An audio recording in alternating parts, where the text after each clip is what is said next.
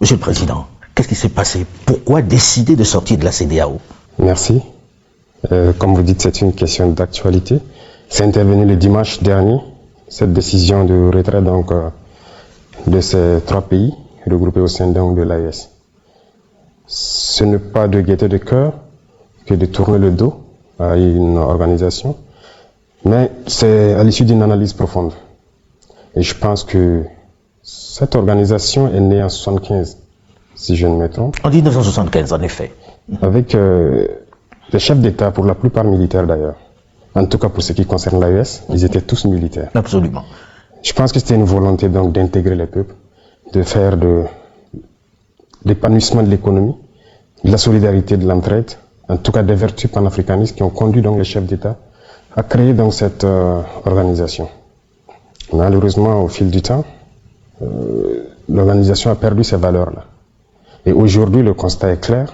Je pense que depuis plus d'une décennie, les républiques sœurs du Mali, du Niger sont en guerre contre le terrorisme. Et au Burkina, bientôt près d'une décennie, on est en guerre.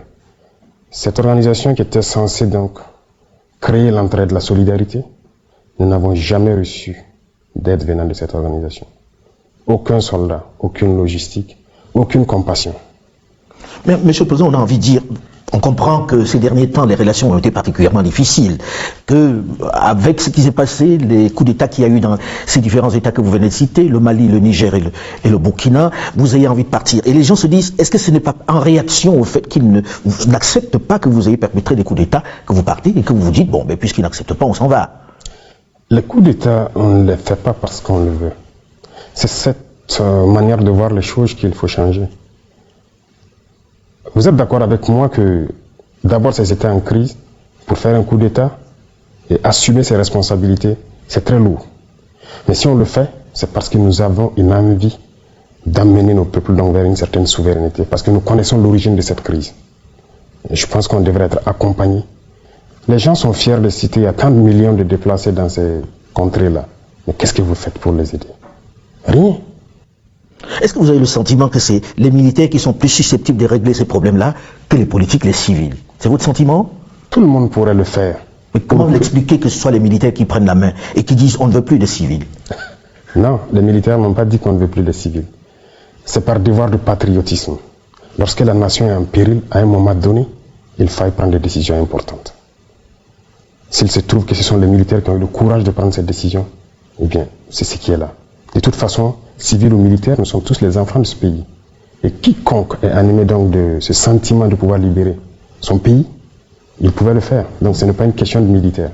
Ailleurs, des militaires ont réussi. Ici aussi, des militaires peuvent bien réussir. Alors, Monsieur le Président, que répondez-vous donc aux responsables de la CEDEAO qui disent ils s'en vont parce que nous, on a dit qu'on ne veut pas de putschistes parmi nous? Il y a beaucoup de putschistes parmi eux. Donc ce n'est pas une question de putschistes, c'est juste un masque. Quand vous dites des putschistes civils? Il y a des putschistes militaires au sein de la CEDEAO qui aujourd'hui se réclament démocrates. Des civils, il y en a. Il y a pire que des putschistes. Il y en a qui tuent, qui bâillonnent leur peuple. Sous le silence, la CEDEAO ferme les yeux, les oreilles. Il y a plein de putschistes au sein de la CEDEAO.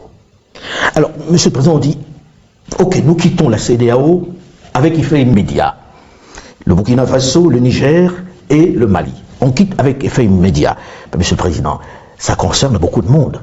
Qu'est-ce qu'on fait de la libre circulation des personnes, de vos populations qui sont dans ces pays de la CEDEAO que vous quittez du jour au lendemain? Comment ça va se passer exactement? Parce que les textes disent il faut au moins une année pour pouvoir mettre tout ça en œuvre. Or là, vous dites non, c'est fini maintenant. Oui. D'abord, vous dites les textes disent, mais eux-mêmes n'ont jamais respecté leurs textes. Ça se fait à la tête du client, c'est ce que nous avons remarqué. Les sanctions infligées au Niger, ça n'existe nulle part dans les textes. Donc les premiers qui violent ces textes-là sont ces soi-disant démocrates. Nous quittons, mais nous restons panafricains. N'importe qui en Afrique, un Africain qui veut venir au Burkina, il est le bienvenu chez lui. A priori, mais dans le sens contraire, ça va être compliqué. Quelqu'un qui est au sein de l'AES, on va parler de l'AES dans un instant, quelqu'un qui est au sein de l'AES, on peut lui dire il ne peut plus aller au Burkina, il ne peut plus aller en Côte d'Ivoire, il ne peut plus aller au Ghana. Ça devient un peu plus compliqué pour ceux qui font leurs affaires là-bas. Nous verrons et nous saurons quelles mesures prendre en temps opportun. C'est bien réfléchi, Monsieur le Président, ce départ de la CEDEAO? Bien sûr, très bien réfléchi. C'est pas un coup de cœur, c'est pas un coup de colère. Si c'était un coup de colère, on l'aurait fait depuis longtemps. Je pense qu'on a pris le temps d'analyser la situation, de peser beaucoup de choses et enfin de décider. Donc si c'était un coup de cœur dès les premiers moments de certaines sanctions, le peuple a été assez résilient, il faut le dire. Ils ont souffert. Donc pendant ce temps, on pouvait décider dans la colère. Maintenant, on a pris le temps d'observer, d'analyser la situation et de nous convaincre nous-mêmes de nos forces avant de décider.